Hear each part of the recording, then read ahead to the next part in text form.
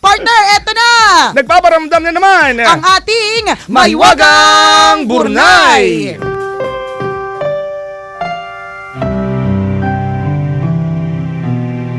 Oh my God, papayagan na daw ako ni Joe Dick na manood ng concert kung kakantahin ko daw live sa radio kompleto ang Papa Don't Preach. Alam mo, Sige, tatanggalin ko itong background music, papalitan ko, kantahin mo na lang. Makakakanta naman ako eh. Kaya lang mababawasan ako ng listeners. So wag na lang. Hindi na lang. Sige na. Wag na, Burnay May time na. pa, oh. No, ang haba ng Burnay. Okay, papapilit. Mamaya na lang. Ito na nga eh, oh, yan oh. First stanza, partner. First stanza, sige lang.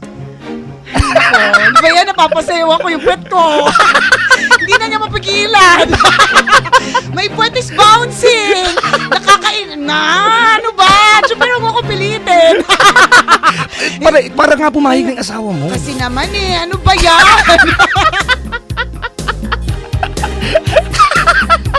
Asa ba si Kuya Joshua? Ba't wala nag-video dito? Kaya nga, kung kailan Nag-makeup ako. nag-makeup ako, kung kailan nakapaloob yung buhok ko, at kung kailan may dance number ako ng Papa Don't Oh, Preach. ito na, sabayan mo na. Wag na, partner. Wag na. Wag ka na nga! Anyway, Okay, balik tayo kay Mahiwagang Burnay. Balik tayo Okay, sa okay, Mahiwagang okay. Burnay. Tuloy. Mamaya magalit na sila kay Madonna eh. Kasi kahapon dahil din kay Madonna, muntik na hindi mabasa yung Burnay. Okay. Sa isang maliit na floating village sa southern Thailand, ay may grupo ng mga kabataan na fan ng larong soccer o football. Sa tuwing palabas ang FIBA World Cup, ay sama-sama na silang nag-uumpukan para makinood sa nag-iisang kapitbahay na may telebisyon. Subalit hindi natapos sa panonood lamang ang kanilang pagkahumaling sa larong soccer. Isang araw, ang grupo ng mga kabataang ito ay nagsimulang mangarap. Nakakasawa ng manood ng football. Dapat 'di ba tayo naman ang pinapanood? Bakit kaya hindi na lang tayo bumuo ng sarili nating football team? Kung nakaya ng ibang barangay na sumali sa liga, tsak naman, makakaya din natin. Tama ba? O, ngayon, sa mga naniniwalang kaya natin, itaas ang kamay ng gustong sumali sa kauna-unahang football dito sa lugar natin, ang Team Panyi. Ano daw, Panyi? Panyi. Okay. Ano eh, Thailand Tayo, kasi. oh. Ang Team Panyi. parang ngongong panty. Kaya nagulat din ako, ano daw? Ang Team Panyi. Akala ko nasinok ka lang eh. Panyi. Ang Team Panyi. Sabi ng isa sa mga kabataan. Nabuhayan ng lahat ng marinig ang isang mapangahas na paanyaya. At ang lahat ay nagtaasan ng kamay at nagbunyi na parang isang tunay na champion team. Sa gitna ng kanilang pagsasaya, ay may isang matandang lalaki ang sumigaw. Huy! Ang iingay nyo! Mabubulabog ninyo mga isda sa isla! Ano ba yung pinagkakaguluhan nyo dyan? Tanong ng matanda. Tatang Tirapat! Bubuo kami ng football team dito sa atin at walang makakapigil sa amin. Balang araw ay kami ang magiging champion team. Buong pagmamalaki ng isa sa mga magbabarkada. Ha? Kayo? Magiging champion? Paano naman mangyayari yun? Tingnan nyo nga itong lugar natin. Sobrang liit at napapaligiran pa ng tubig. Saan kayo maglalaro ng football dito? Sa ilalim ng dagat? Mabuti pa, tulungan nyo na lang mangisda ang mga tatay ninyo at tsak na may mapapala pa kayo. Pangungutya ng matanda. Kasi yung area nila, partner, para siyang yung sa Island, ganon. yung dito sa Cavite, yung house on stilts, Okay. yung Oo. yung mga bahay nasa tubig. Tabing dagat, Oo, oo. nasa tubig. Matapos marinig ang sinabi ng matanda ay biglang tumahimik ang lahat.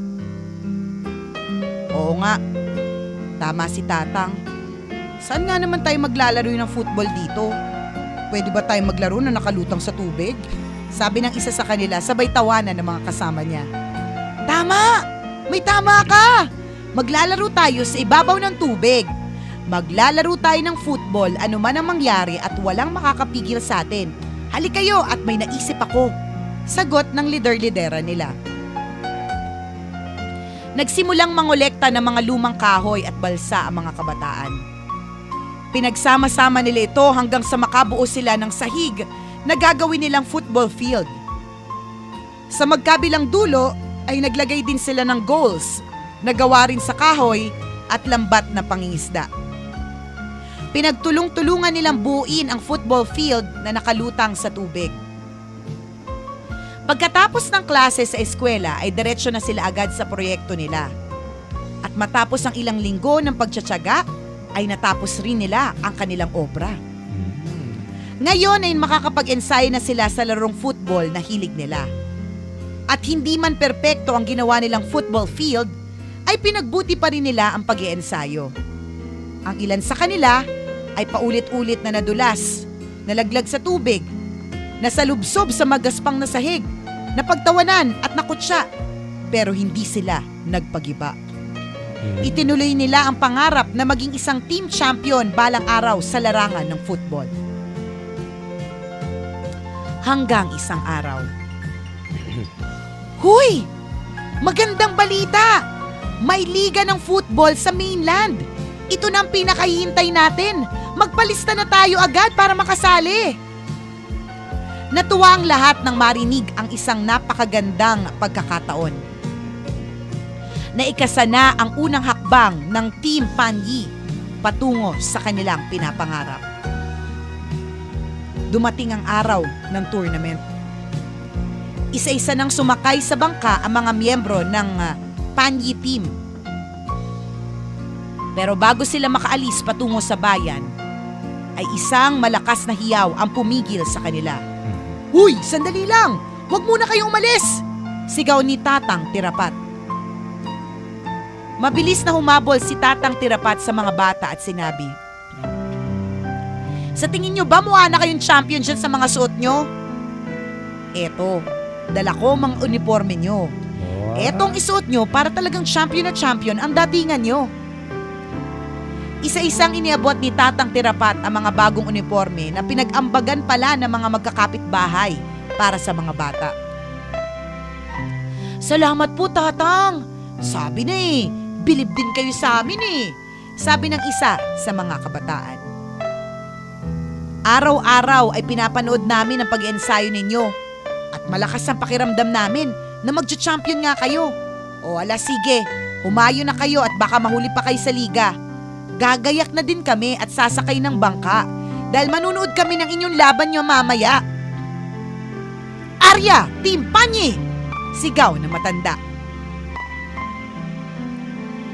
Pagdating sa stadium, ay nagsimula na ang pinaghalong kaba at excitement ng Team Panyi. Ngayon lang sila nakatungtong sa isang professional football field. Wow! Ang ganda naman dito! Hindi ito umuuga, hindi gaya ng football field natin sa isla. Ang sarap maglaro neto, sabi ng isa sa kanila. Nagumpisa na ang kanilang unang laban. Sadyang mas malawak at maayos ang field na ito kumpara sa kanilang pinag-eensayuhan. At ang goal ay di hamak na mas maluwag, kaya mas madali silang nakapuntos sa kalaban. Sa unang match ay naipanalo ng Team Panyi ang laban. Dahil dito ay lalo silang ginanahan sa paglalaro, kasabay pa ng hiyawan ng kanilang mga kapitbahay. Nagsunod-sunod pa ang mga panalo ng Team Panyi hanggang sa marating nila ang semifinals. Galing Subalit sa huling match, ay labis na nahirapan ang Team Panyi. Sadyang mga batak at magagaling ang kalaban nila. Nakagawa agad ng 2 puntos ang mga ito laban sa kanila. Maya-maya pa, bumuhos ang malakas na ulan. Shhh! Say din yung sound effects. Ganun ako sana ko Shhh!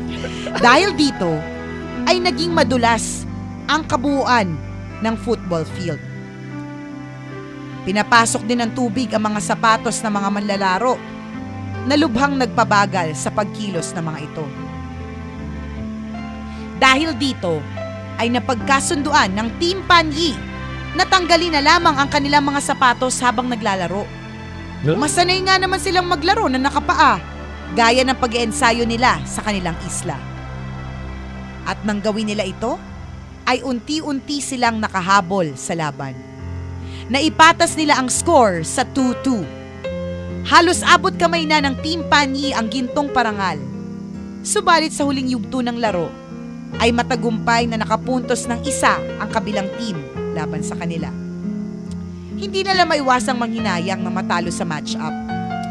Okay lang yan! Para sa amin, kayo pa rin ang champion, sabi ni Tatang Tirapat. Sa huli ay naiuwi ng Team Panyi ang ikatlong pwesto sa liga. Hindi man sila ang nag-champion, ay napatunayan pa rin nila na may ibubuga sila sa larangan ng football sa tulong ng football field nila na lumulutang. Higit sa lahat, ay nakuha pa rin nila ang suporta at paghanga ng kanilang mga kabarangay. Ipinagpatuloy ng Team Panyi ang pagsasali at pagsali sa mga liga. Naging bali-balita din sa ibang lugar ang tungkol sa floating football field na kanilang nilikha. Dahil dito, ay nagsimulang dumugi ng mga turista ang kanilang lugar. Hindi lamang dahil sa mga produktong isda, kundi dahil sa kahangahangang football field na ginawa ng mga kabataang nakatira dito. Sa pagbuhos ng mga tagahanga, ay bumuhos din ang mga tulong pinansyal. Kaya naipaayos nila at napaganda ang floating football field na simbolo ng pangarap nila. Sa ngayon, ang floating football field ng Team Panyi ay nananatiling isang tourist attraction at inspirasyon sa kanilang lugar. Ang kwentong ito ay hango sa tunay na karanasan ng Panyi Football Club sa Southern Thailand na siyang nagtayo ng popular na floating wooden football field sa Panyi Fishing Village noong 1986. Ang Panyi Football FC ang itinuturing na isa sa mga matagumpay na youth soccer club sa Southern Thailand. Lalo silang naging tanyag nang mapili ang kanilang team bilang brand manager ng isang sikat na bangko sa Thailand. Wow! Ang Panyi Fishing Village na kanilang kinalakhan ay naging popular din nang ganapin dito ang 19th season ng reality show na The Amazing Race. Wow! Galing ah! Stig! Alam mo, habang Ika nga mo, ni, ika nga ni Enrique Hill kagabi sa PBB. Solid! Cute niya, no? Solid to, kuya! Solid! Konyo yung pagkakagas. Oy, solid! Konyo, alam mo yan? So shala! Itong taga sa atin, taga Eskinita partner. Diba? Solid! Solid, Jong! Grabe! Hayop! Pero pag konyo, like Enrique, solid, kuya. Wow! Diba? O, balik Eskinita ulit. Hayop! Astig! May mura pang kasama yun. Tama! Alam mo, habang kinikwento mo yan, ginugal ko yung Yung floating football football field. Ang galing, ang galing. Para siyang isang malaking balsa, mga kaibigan. Ako, hindi ko naisip kung anong itsura niya. Yung nag-google mo, partner, I think this is the modern version na. Oo. Pero yung original na ginawa nila noong 1986 ay isang malaking balsa. Tama ba, balsa? Oo, balsa. Made of wood. Wood siya. Oo. Isipin nyo yun, nagpa-practice sila ng football, mga kabisyo, na may mga nakausling. Siyempre, hindi naman pulido, hindi naman sila karpintero. At ginawa nila yun sa dagat, di ba? So, talagang napakahirap. Kahoy at saka mga kawayan. Yun yung pinagtagpi-tagpi Correct. mga kawayan. Imagine niyo Parang po yun. sahig sa probinsya. Yes, ganon yun. Nasa tubig, mga kaibigan. Diba? Tapos doon sila naglalaro ng Yes. football. So, may mga nakausling, pwede kang ano yung tawag doon? Yung Masulangot. so, hindi, Ang tawag sa amin, sulasok. masulangot. Oo, Masulangot. Masulasok. Oh, masulasok, pwede. 'di ba? Pwede masulasok, pwedeng madapaan ng mga Correct. nails, 'di ba? Yun nga, pag tumatakbo ka, hindi mo alam dagat na pala. Pag hindi ka marunong tumansya ng galaw mo, True magulat ka legend. at wala ka ng kalaro. Ba't ganun pagtingin mo merong sea urchin? Nasa dagat ka na pala. Pero ang galing, no? Pero ang galing, di ba? Yung pagkaka-invento nito, syempre credit sa kanila. Sino Correct, mag-aakala na parang nung ginagawa nila ito, nag-e-enjoy lamang sila. Pero later in the pala, process, parang diba? ang nangyari. Yung pala yung talagang nag-train sa kanila. Correct. Na mas madaling maglaro kapag kahit basa.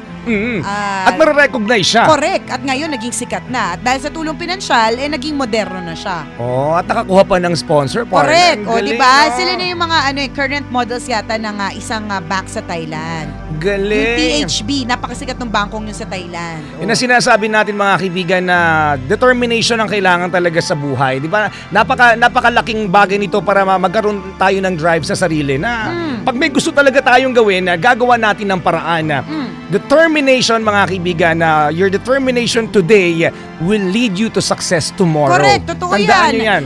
Kung ngayon talagang walang imposible para sa'yo, bongga ang future mo. Tama. Kasi, ang lakas ng mo solid. Di bagay sa'yo. Mas bagay yung Eskinita version eh. Solid, Jong, kung ganyan yung determinasyon mo. Pak na pak! Kita kayo, Ricky. Sabi niya, solid, kuya. Yung hindi nagdidikit yung dila niya sa ngalang-ala. Solid. Tapos yung pagkasabi niya, patas ang cool-cool niya, man, gwapo-gwapo niya pa, solid. Wag mo nang ulitin, di bagay sa'yo. Siya lang ang pwede gumawa nun. Hindi, pero alam niyo po mga kabisyo, totoo yan. Kapag determinado ka ngayon, talagang solid ang future mo. Walang masamang mangarap. Di ba Correct. pag gusto mo talagang isang bagay, i-enjoy mo lamang. And then mo malalaman in the future. Di ba? Sikat na sikat ka na pala. Napaka-successful mo na pala. Correct, true. Di ba? Thank you. Maraming salamat sa mga kabisyo natin na patuloy sa tayong inaantabayanan, lalong-lalo na yung kwento ng Maywagang Bornay. Yan. Yung mga friends natin sa Iloilo na matagal na tayong hindi napakinggan, nagtanong ako ano nangyari. Oh. Inaayos po yung satellite. Okay. Kaya hindi Yun, tayo kasi diba napapakinggan nagkaroon doon, ng ulan, Oo nga. so nagkaroon ng nagka-problema po. Yun. So, Inaayos na po siya. Okay. Yan. Yeah. Maraming salamat. At syempre, nakikinig sa atin ng Lustado family dyan sa Pagbilao, Quezon. Hello! Thank you for tuning in. Kay Kuya Mandy, kay Ate Dory, kay Fiona Lee, at kay Liani Lustado sa inyong lahat dyan. Maraming salamat. Thank you. See you soon. Sa lahat ng mga kabisya natin, kung gusto nyong ulit na mabasa yung kwento na Maywagang Bornay, pwede nyo pong mabasa yan sa aming Facebook fan page. Search nyo lang po, Tambalan! Like, share ng share para marami rin ang ma-inspire sa kwento ni Mahiwagang Bornay. At higit sa lahat mga kabisyo, hanggang alas 12 tayo magkakabanding-bandingan, alas 12 ng tanghali dito sa Metro Manila. Maraming salamat sa inyo mga kabisyo. For making Love Radio always, your number one FM radio station. At habang nariyan kayo mga kabisyo, Ang tambalan, walang kalaban, number one pa more. Ako po si Nicole Yala. At ako naman si Cambio Hengres Chuper. Na nagpapaalala, Walang matatag na relasyon sa malanding may determinasyon. Yun! Yun! Yun!